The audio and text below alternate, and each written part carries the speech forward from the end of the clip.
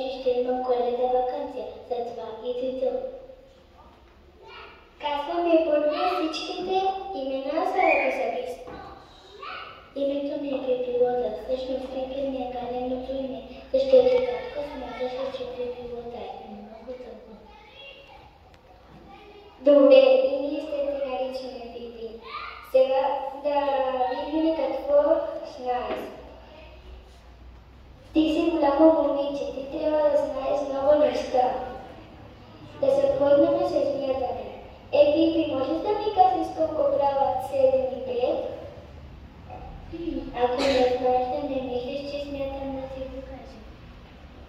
Тогава знай, че 7 и 5 правят 12. Ако не знаеш, да не мислиш, че смятам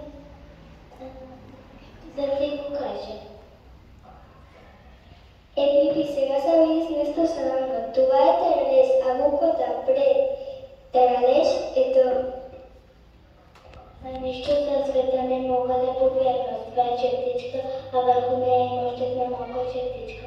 Но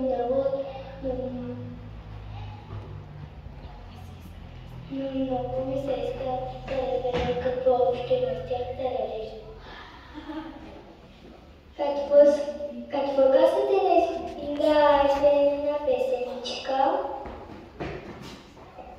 Вие си пейте, а пък ще се почина. Можете да излизате между час.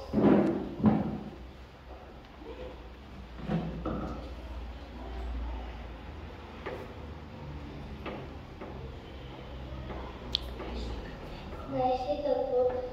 Много ми беше забавно да дойде да видя какво правите тук, но надали ще идвам повече, пак с коледата